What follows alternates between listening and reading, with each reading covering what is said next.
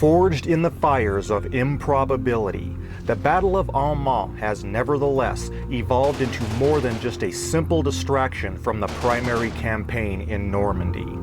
The isolated conglomeration of scattered Wehrmacht units calling themselves Kampfgruppe Eckel have forced the U.S. Army to displace valuable resources best utilized elsewhere along the battlefront.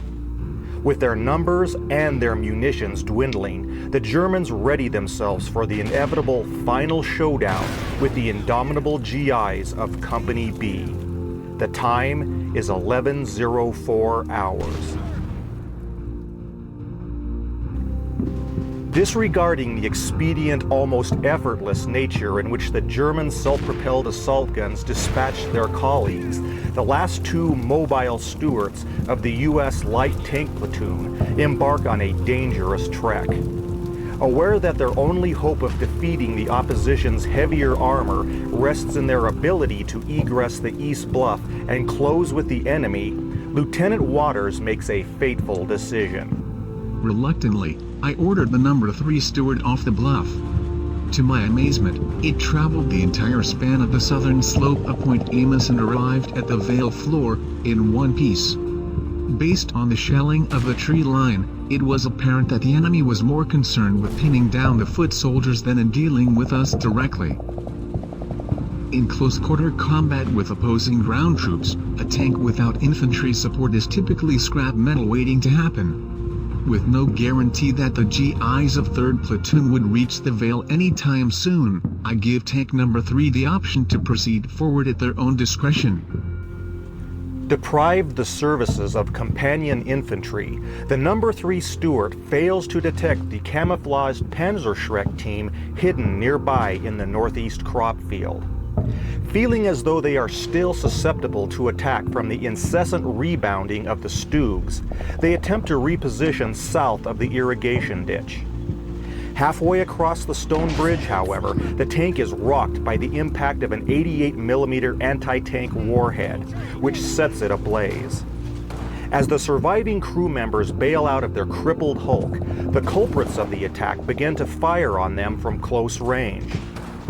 Having watched this event transpire from the crest of the East Bluff, Lieutenant Waters retaliates against the exposed anti-tank team with a combination of coaxial machine gun fire and an anti-personnel shell. Though the threat is promptly eradicated, the end result of this brief encounter has left the Americans with but a single mobile tank and a bridge that is now inaccessible to further vehicle traffic. Meanwhile, over on Point Andy, the last vestiges of the German West Bluff contingent attempt to regroup at the southeastern base of the hill. Outflanked and under constant fire from the GIs of 2nd Platoon, this displacement represents their last hope of cover. Faced with this predicament, even the cowardly medic sniping fanatic rejoins his comrades, who now total a meager 5 men. From their vantage point atop Point Amos, both the sniper team and Lieutenant Waters detect the movement of these Germans. Devoid of targets within the hamlet, Butch and his spotter redeploy for renewed action. Distracted by the unrelenting firefight on the bluff, the Germans are unaware of their exposure to this new threat from afar.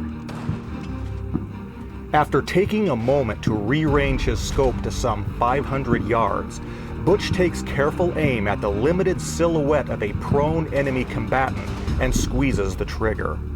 To the astonishment of Lieutenant Campbell and the men of 3rd Platoon, a German soldier at the foot of Point Andy is removed from the battle equation. Once again, the expertise of this sniper and his Springfield rifle fell an enemy trooper well before the victim can even discern the corresponding report of his weapon. Panicked by this event, the 4 remaining Germans disengage from the firefight and scatter, which only succeeds in making them prime targets for the men of 2nd Platoon. Consequently, their number is reduced to but 3. Without skipping a beat, the spotter redirects Butch's attention to Albeit. The sniper swivels round and locks his sights on a target that has reappeared southeast of the farm. Once again, the two Stugs are in the process of bounding and rebounding. However, their primary focus has shifted to Point Andy and the dilemma of the West Bluff contingent. Butch reloads his magazine with a clip of FMJ rounds and prepares a shot from extreme range at Lieutenant Spitzer. Deutlich waren die Soldaten der Westflanke in schrecklichen Kanälen. Clearly, the soldiers of the west flank were in dire straits. At that point, however, both Stugs were down to the last of our high-explosive shells. Our attempt to aid these men, solely with machine gun fire, was futile. Just then, a single armor-piercing bullet penetrated one of the Scherzen sheet metal side panels attached to my vehicle. It glanced off the hull. An event of that nature could mean only one thing. We were in the sights of a sniper. And a very good one at that. Given the circumstances, the time had come for us to disappear and await the pending enemy assault. Having gained the full attention of the GIs on Point Andy, the Stugs are once again exposed to potential indirect artillery fire. As a result, they promptly take up residence directly behind the field collection barns. Their high-explosive rounds all but spent, they have no other recourse but to remain hidden indefinitely. For both German assault guns, a handful of anti-tank shells and a couple hundred rounds of MG-34 ammunition are now all that stands between them and the Americans. The sudden departure of enemy armor from the field provides Company B with the opportunity they've been waiting for. Sensing that the moment of truth has arrived, Captain Dorn does not squander this advantage to indecisiveness. Carpe diem. Seize the day. That's what we were taught in officer training school. The company had finally taken control of all the high ground overlooking Armand. In addition, the threat of enemy armor had inexplicably subsided. I was not about to question Providence nor forfeit the initiative to a moment of vacillation. Therefore, with 1st Platoon approaching station within the south irrigation ditch, I signaled 2nd Platoon to re-enter the crop field. Their new objective would be the outlying collection barn. I also directed 3rd Platoon to leave Point Amos and attempt to accompany Lieutenant Waters' tank into the hamlet. In my estimation, this was perhaps the most significant development of the day. Getting those boys off that hill and pressing home a 3-point attack was invaluable to the mission. Not only does the Stuart proceed to descend the southern face of Point Amos, the scout jeep also makes a run at the vale floor from the knoll crest. The vehicle is successful in reaching the bend in the road and takes up position behind the unharvested crop in order to cover the advance of the small group of men that now comprise 3rd Platoon. The dash for the vale floor is comprehensive and uncontested. Although Comp Group Eckel observes this wholesale transition from Allemand, nary a single round is fired in response. Wisely, the Germans opt to conserve their limited stock of ammunition for more opportune targets. To the west, the waning moments in the battle for Point Andy now culminate in an act of sheer desperation. Besieged by gunshot and virtually out of bullets, the 3 survivors of the Germans' West Bluff contingent resolve to tempt fate. The soldiers elect to break cover and bolt for open ground in an attempt to relocate to the hamlet. Although initially successful in avoiding the incoming small arms fire, their act is promptly discovered by both of the surviving U.S. light tanks. Within only a matter of steps, the first of these soldiers is picked off like a clay pigeon as a result of the mixed density machine gun and high explosive fire of the 2 Stuarts. Even as the fanatic himself takes to ground, his comrade opts to continue the ill-fated excursion. Undaunted, or simply irrational with fear, this soldier's aspirations of escape and survival are abruptly dashed by the ensuing volley of tank fire.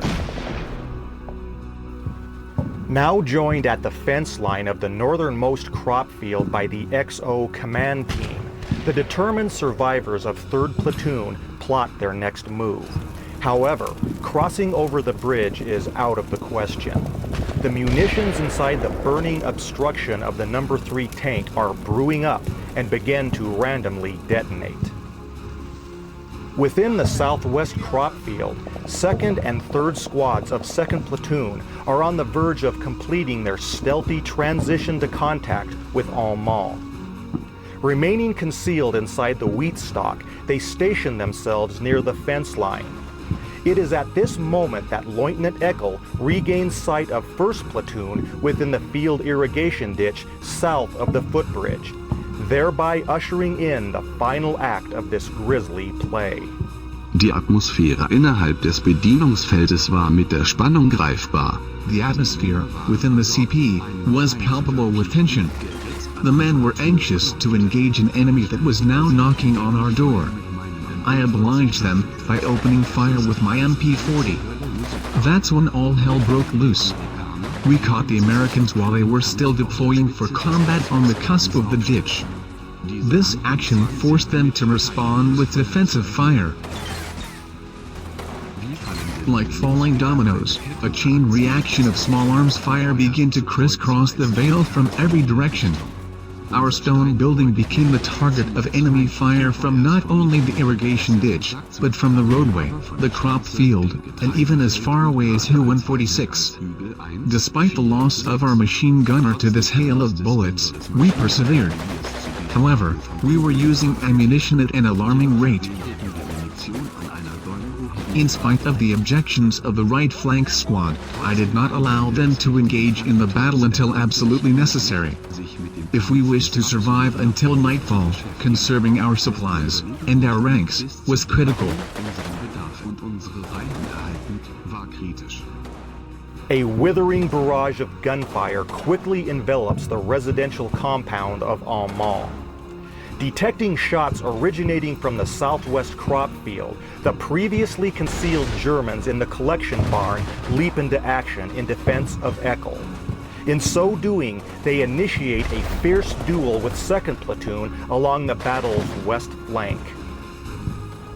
Likewise, Lieutenant Spitzer attempts to do his part to stem the volume of incoming fire by re-entering the fray in search of enemy armor. Spotting the re-emerging Stug from the roadway, Lieutenant Waters descends into his turret and orders his driver to reposition the Stuart behind the stone abutments of the vehicle bridge. Spitzer immediately gains a line of sight on the mobile U.S. tank and prepares to engage. However, it is Waters who gets off the first shot. The 37mm armor-piercing shell shatters the mortar in the corner of the barn wall directly over Spitzer's head. This otherwise harmless shot succeeds in warding off the advances of the Stug. Under fire and lacking a proper target, Spitzer reverses course and returns to cover. The firefight between Company B and Kampfgruppe Eckel is now fully engaged. With the exception of the U.S. mortar battery and the German right flank squad, every unit on the battlefield is, to one degree or another, involved in the exchange. Consequently, additional casualties begin to mount. However, it is the Germans who suffer the brunt of tribulation. Not only is their diminishing ammunition supply becoming a decisive factor, the southwest barn is now under intense gunfire. Raked with lead from Hill 146, Point Andy, and the nearby crop field, its defenders begin to fall victim to the multitude of bullets penetrating the structure's thin wood slats. Within moments, their cast is reduced in number by 5 men. Nevertheless, the Battle of Albeit rages on with unmatched ferocity. Sie sehen Märchen des virtuellen Kampfs auf seines der Geschichte des International zu.